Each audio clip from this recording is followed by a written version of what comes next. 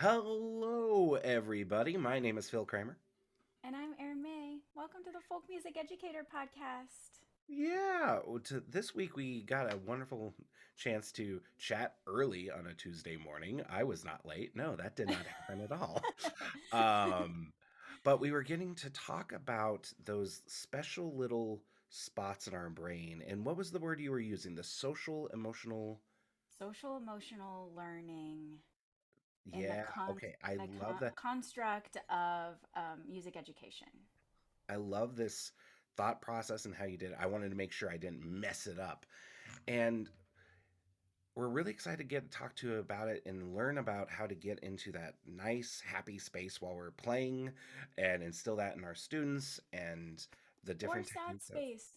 or Because sad sometimes space. we don't All this show fun. up happy, right? We show up sad or we show up stressed. And this can be a way of getting into our music without having to um, pretend that our emotions aren't there and real. Exactly. You don't have you can show up as you are. You just got to show up and it's going to be That's fine. right. Show So, up. we're excited to So get we into showed this. up. So here's the episode. Here's the episode. So, you know that I'm kind of introverted guy most of the time, right?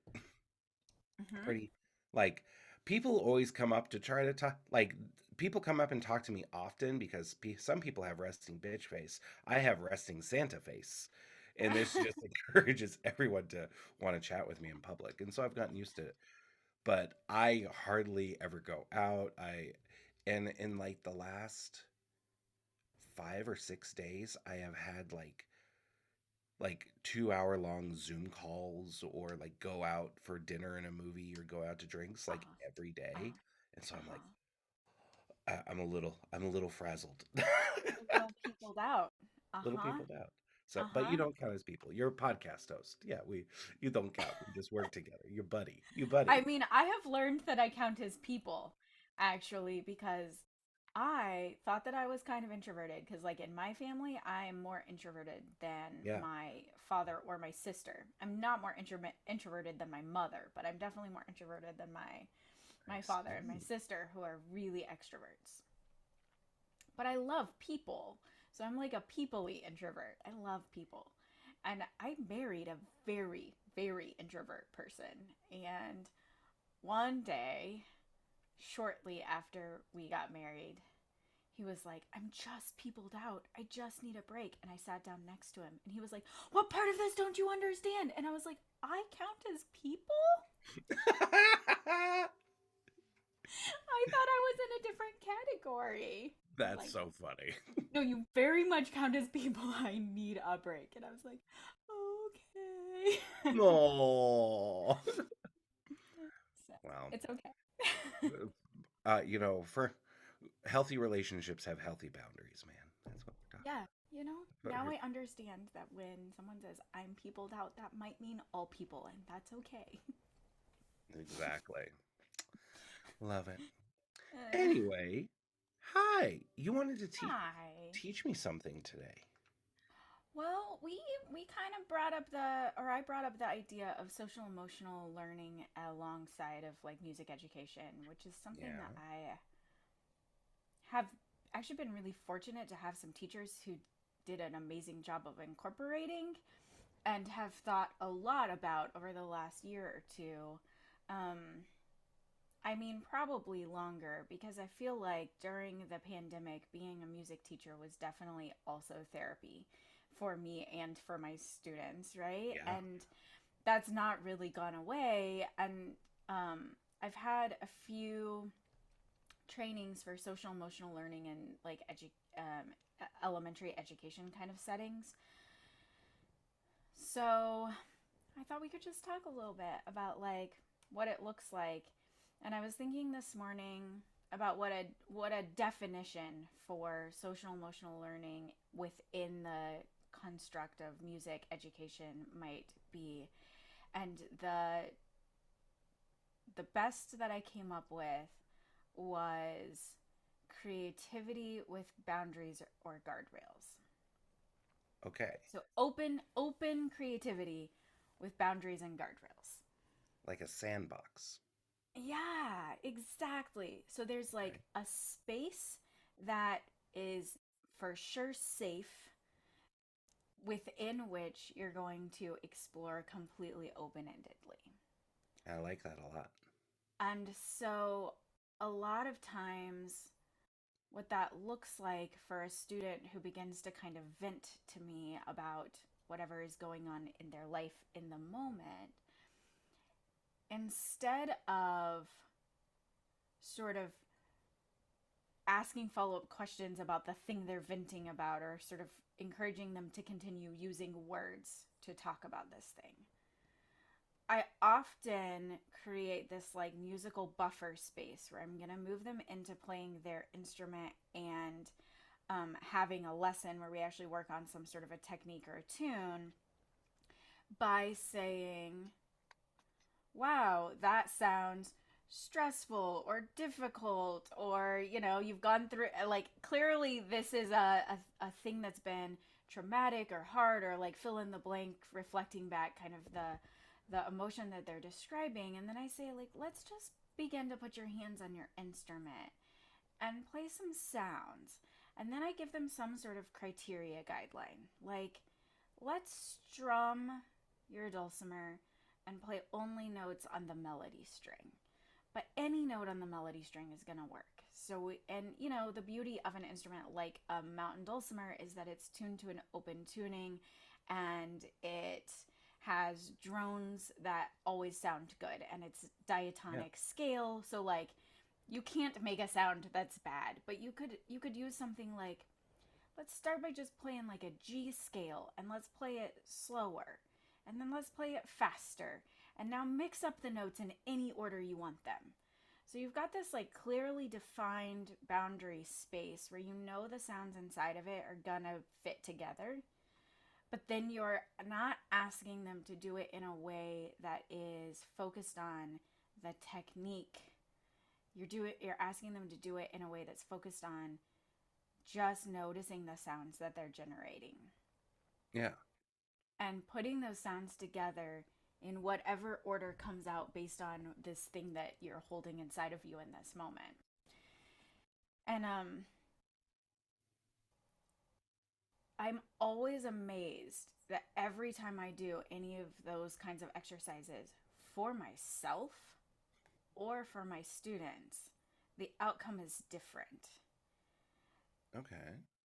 Which, that's the part that's so amazing to me about it, is like you give someone this like small kind of criteria, like, we're going to play notes within this one scale, or we're going to play notes on this one string, or we're going to use this one cross picking or finger picking or pattern, like, we're going to use this one thing, and we're going to use that just limited thing, and then out of it comes something different every single time. And when I feel kind of certain that I've explored the depths of what sounds I can make on the melody string of my diatonic dulcimer, and then I do this exercise from a different headspace, a different emotional space, a different point of view, it comes out different. And I'm like, how did that happen? How is it different every time? Yeah. And also, it's made me notice, like, tempo changes things, dynamics change things, the angle of the pick or whether I'm holding a pick or not changes things. Like, am I doing flurries of notes, or am I holding one note for a really long time before I move it? Like, all of those are also emotional expressions. Yeah.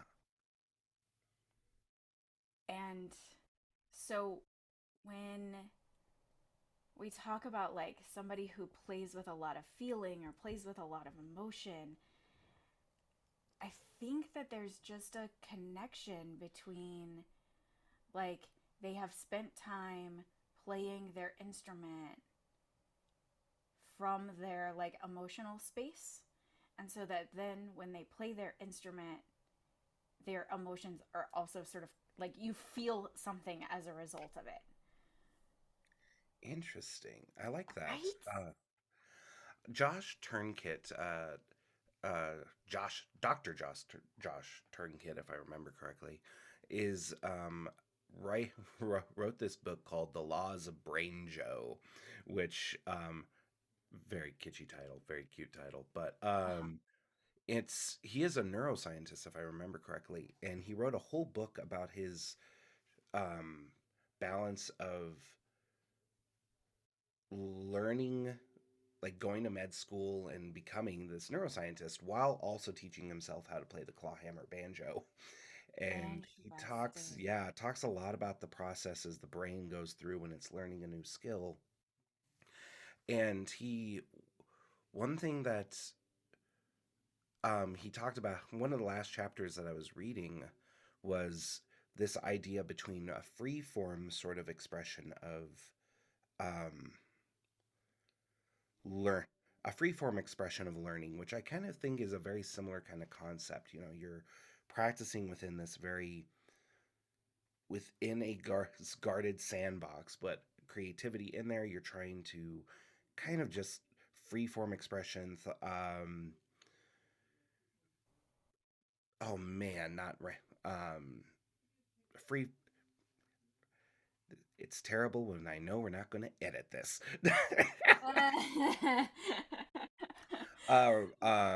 Stream of consciousness. There we go. This free form Yeah. stream of consciousness, Yes. kind of practicing getting to be in the front of the brain there. But one thing that he talks about is um, using a metronome to help instill getting into a space of um, flow and in a space of kind of, which is That makes really, so much sense to me based on what I know about meditation, right? Because so often meditation has like a mantra or a thing that you sort of bring your focus and your attention back to. And then you let your mind wander and then you bring it back to. And then you let it wander and then you bring it back to. And I never thought of the metronome as like the mantra of meditation, yeah. but it makes a lot of sense. Maybe I could start to like a metronome if I used it like Well, and that's one thing that that. I've been like he talks about that yeah, you want metronome, you can use it as a tool to judge your ability to play in time and Right. tracking all that, but it's Right. also a Which is level of when I hate the metronome because it's mean. yeah, it's mean. It's like it always slows down or speeds up. It's terrible in that way. Right. But it's also a way to gauge your automaticity of whatever skill that you're using because it's the Yeah. I'm focusing on this other like timekeeping aspect while using this. And so I've been working with a couple of students who um have don't have a bad history with the metronome and so they don't Right. have a Mm-hmm. good history with the metronome either. Uh-huh. And it's funny cuz I kind of just let them go while they're practicing with this. And I'm always kind of checking in, but I just like what let one student go while they were practicing this little etude that I was this exercise that I gave them. And I think 4 to 6 minutes passed while they're in their Oh. head just practicing going through it and they made all of this progress. And then all of a sudden they clicked out and they're like, "Oh my god, I completely forgot you were here. I'm so sorry. I just got it." And I was like, "Yes, that's what we want." Right. Right. That is, I mean, I often have that experience with like practicing music, playing music. It's like Mhm. the act of sitting down with the instrument sometimes feels like uh, I have to will myself into it. And, Yeah. the more I learn about like ADHD executive functioning challenges, the more I go, oh, right, because sitting down with my instrument to start practicing requires executive function. But continuing to play does not require that at all. And then I completely enter into this space where I have no sense of time whatsoever. 5 minutes or 5 hours can go by, and I am unaware until my like physical body starts to be like, you've sat in this chair too long, and you really have to pee. Jeff, And then I go, wow, how long have I been? 5 hours? And when did that happen? yeah, there's a great book written by, is it Jeff Tweedy from Wilco? I think so. Yep, Jeff Tweedy. I always mix up Tweety and Twitty, and I don't want to do that. Uh, but he wrote a book called How to Write One Song. And his whole concept is that um he is not a songwriter in the sense that, his goal is to write hundreds or thousands of songs. It is to write one song at a time, and how to write. And that whole book is about that idea of writing one song, and that you just do That that over sounds and really terrifying and overwhelming to me to only work on one thing over at a again. But he talks about trying to get into that space, whether you call Yeah. it flow or meditation or something. And he go Hmm. and he has a great descriptor of it, of I'm trying to get into that place where I am more of me and less of me. Wow. And I Yep. think that's a really good way of kind of poetically putting it. Yeah. And I think the finding avenues to help students get into that space is kind of needed, because I don't know. I think Well, and with adult education, part of it is permission because a lot of adults had some sort of structured musical experience uh, as children, childs, as children, where, maybe they had a piano teacher or a choir director or whatever who had a really specific agenda that they were working toward with that student. And so there's check boxes you have to check off of learning and understanding and execution and performance. And the goal at the end is the piano recital or the choir performance or the whatever. And so there's this like really defined thing that has to be accomplished. yeah.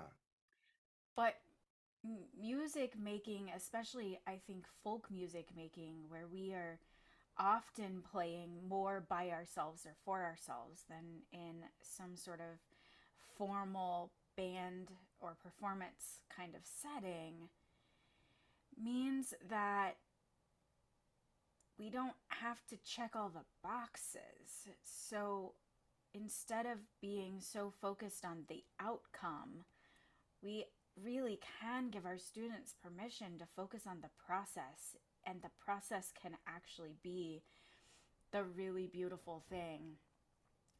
A really amazing, I think, example of this I saw on social media post yesterday.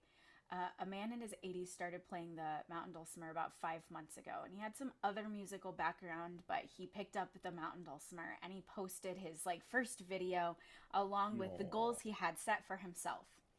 And so he has continued to post kind of regular videos of himself playing. And the post I saw yesterday said, I think I have lost my ambition. And then he proceeds to talk about all the goals he had set for himself 5 months ago. And the last sentence was basically, but I'm stuck in the first goal because I discovered that there's so much music in this place.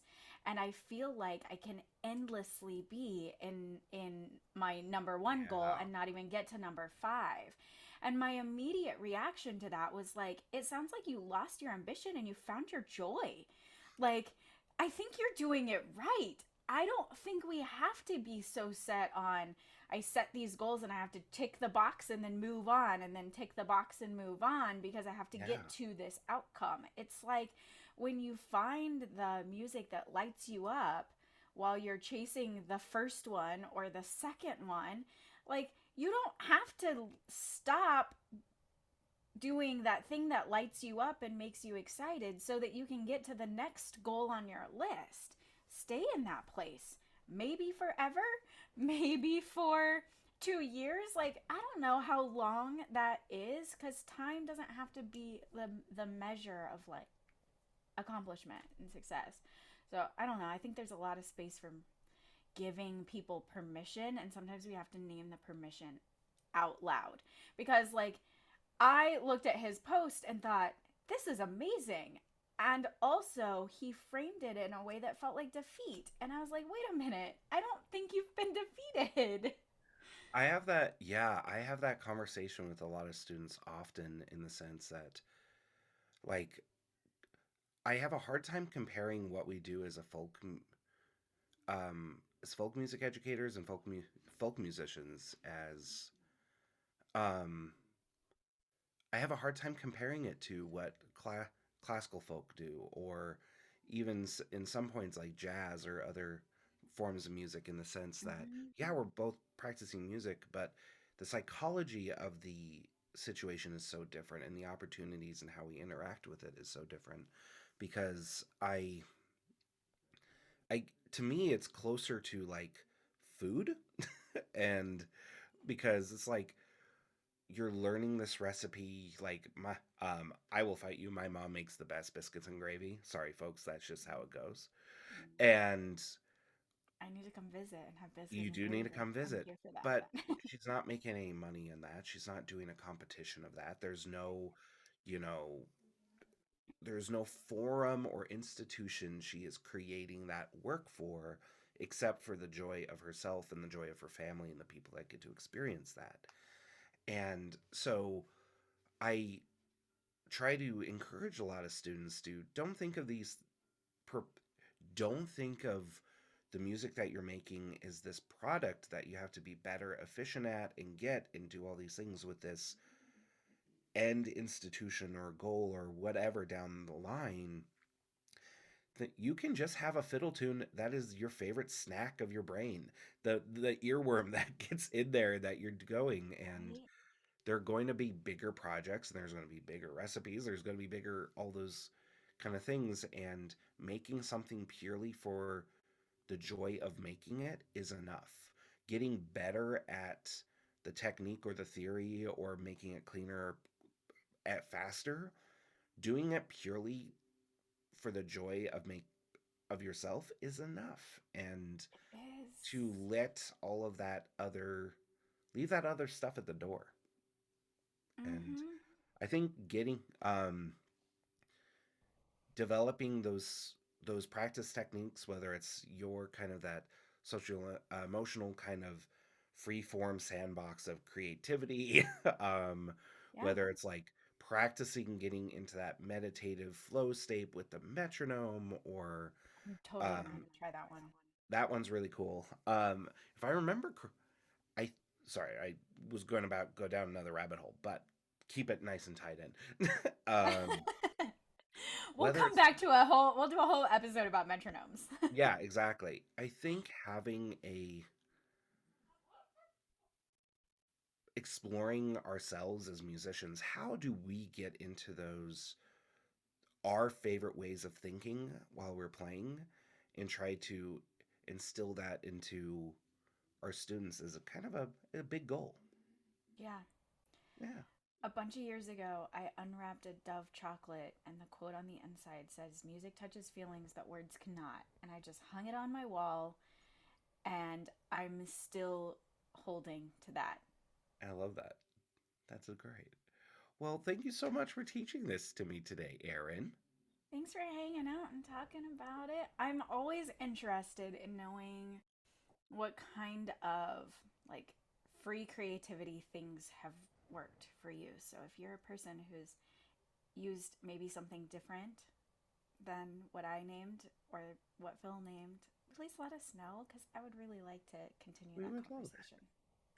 Yeah. Well, thank you so much, folks. And to remind everyone, my name is Phil Kramer, And I'm Erin May. This is the and this is Folk the Music Folk Music Educator Educator Podcast. Podcast.